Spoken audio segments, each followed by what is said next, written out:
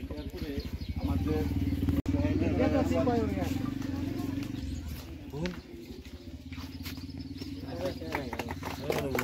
তারপরে সম্বর্ধনা জানাবেন যে নাম্বার করা সন্দেশ সদস্য মাননীয় আসিরুদ্দিন খান। তারপরে সম্বর্ধনা জানাবেন আমাদের বাংলা পাড়া খন্ডের সদস্য মাননীয় আলিয়া হাফিজ।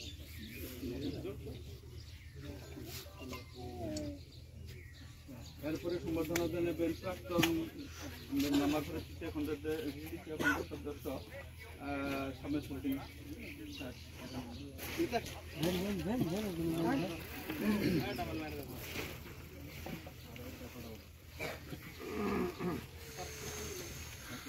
এরপরে সম্বোধন জানাবেন আমাদের স্থানীয় মুরব্বী এবং নজিরুদ্দিন স্যার। এরপরে সম্বোধনা জানাবেন আমাদের চাকলা গ্রামের আমাদের মানে প্রবীণ মুরব্বীগুলো করতে পারি মানে আব্বাস আলী নামের ছিল রোস্তমানি। আমরা যখন হাই স্কুলে পড়ি মানে তখন ওই স্কুলে চাকরি করতে পারছি ওনার ছেলে নামটা জেলা কংগ্রেসের সম্পাদক। এরপরে সম্বর্ধনা জানাবেন আমাদের সমাজকর্মী মেধা জাকির হোসেন।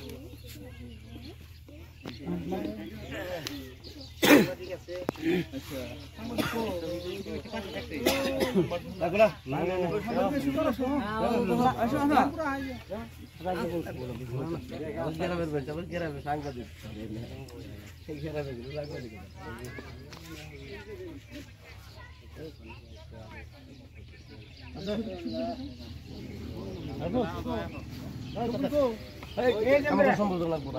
মানুষ দেখে ওই যে সারা তো না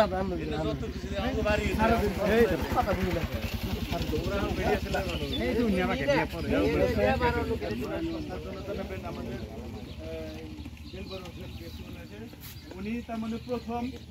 উনি উৎসাহ দিয়েছে যে আপনারা আমি কত টাকা লাগে আমি দিব আপনারাও যেহেতু পারেন প্রথম উৎসাহ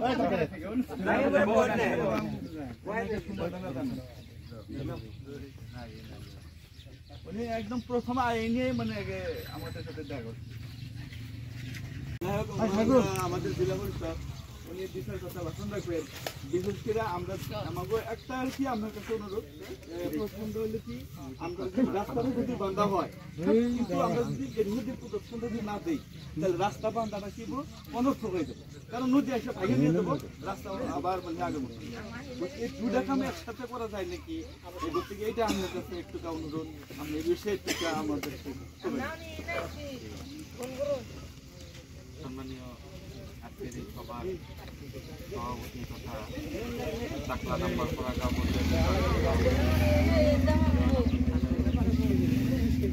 সম্মানীয় এখানে উপস্থিত আমাদের বাংলা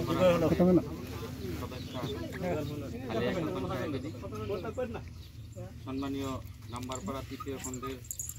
মেম্বার, সম্মানীয় এখানে মুরব্বিয়ান সকল ও যুবক বন্ধুরা, যাই হোক 7 তারিখে যে নির্বাচন হয়েছে সেই নির্বাচনে আপনারা আমারে নির্দল হিসাবে জেলা পরিষদের সদস্য বানিয়ে বঙ্গাইগাঁও পাঠাচ্ছেন। তার জন্য আমি প্রথমে আপনাদেরকে আমার তরফ থেকে ধন্যবাদ জ্ঞাপন করলাম যে আপনারা কংগ্রেসের প্রার্থী থাকা সত্ত্বেও আমাদের এই সমষ্টিটা কংগ্রেসেরই, যেহেতু বর্তমানেও কংগ্রেসের এমএলএ আছে, তা সত্ত্বেও আপনারা আমাদের নির্দল হিসেবে যে প্রার্থী বানিয়ে জিতাইছেন তার জন্য আমি ধন্যবাদ জানালাম আপনাদেরকে। প্রথম কথা হলো এই রাস্তাটার বিষয়ে হয়তো আগে বহুত আগে জানতাম আমি, কিন্তু যেদিন রেলি হইলো সেদিন আমি ভালো করে দেখলাম যে এখান থেকে গাড়ি নিয়ে যাওয়ার মতো ব্যবস্থা নাই, আসলে 4 চাকা যাওয়ার কোনো সুবিধাই নাই। কারণ আমাদের রেলের দিন বহুত 4 চাকা ঘুরে গেছে, খালি এই দলনটা না, আগেও একটা দলন আছে, ওটাও কিন্তু খারাপ কন্ডিশন, ওটাও ঠিক করা লাগবে। যেহেতু কমিউনিকেশন ভালো করা লাগলে আগে রাস্তাঘাট দলন টলন সব ঠিক করা লাগবে। খালি একটা ভালো করলাম আর একটা খারাপ হয়ে রইলো, তাও তো ওটা ঠিক হলো না, কমপ্লিট ঠিক করা লাগবে। এই গতিকে এই রাস্তার জন্য আমি আপনাদের কাছে না কিনাই 20 লাখ টাকা আমি অ্যাকশন প্ল্যানে ঢুকেছি বায়ু জানে আপনাদের এই গোলাপাড়া প্রেসিডেন্ট রহিদুল বায়ু জানে মাজিদুল বায়ু জানে। তো এখন আপাতত রাস্তার জন্য ওটা তো আগস্ট থেকে আমার বইয়া তো ওটা তো ক্লিয়ার গেল। বাকি যে কথাটা কইছেন আপনারা এই যে পানির নামার যেটা সমস্যা দেখলাম আপনি ওই দিনকে আমার একটা ইঞ্জিনিয়ারে কইছে যে আপনার সমস্যাতে যদি কোনো পানি নামার ড্রেনের কিন্তু স্কিম আছে। আমি ওটা বুঝি না কিলাম যে এটা কেরা ধরবো কিন্তু আজকে এনে যে সমস্যা দেখলাম এটা তো এনে বিরাট দরকারি বুঝতে ড্রেন আমরা যদি একটা বানিয়ে দিই যে বাইক যেটা করছে সাত করে খুব সুন্দর হবো কিন্তু ভাঙবো না পানিটাও বের করা লাগবে পানিটাও না বের করলে যে আবার বানপানি হয়ে যাবো এগুলো থেকে ওটাও দরকার আছে। আমি কালকে আপনার ইঞ্জিনিয়ারের লগে যে ইঞ্জিনিয়ার আমার কইছিল ওর লগে আমি কথা বলছি যে এই সিস্টেমে যদি দেওয়া যায় আমাদের সাতলা যদি একটা লাগে আর নদী বান্ধব যেটা করছেন আমাকে ওই নদী বান্ধবের পয়সা চলাবো না কিন্তু তথাপি আমরা ধরুন 15 থেকে যেটা পয়সা আমার সেটার দিকে কিছু আমরা সহায় করাম কিন্তু ওইটাই তো আমি ভাবি যে আমাকে নদীর যেটা সিস্টেম ফুললি প্রোডাকশন হবো না সম্ভবত। এই কথাটা যদি আপনারা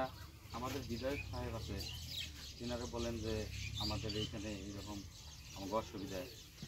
আমিও চেষ্টা করব আপনারা আবেদন করতেন আমার তরফ দিকে আমি যতটুকু পারি আর কি আমি চেষ্টা করবো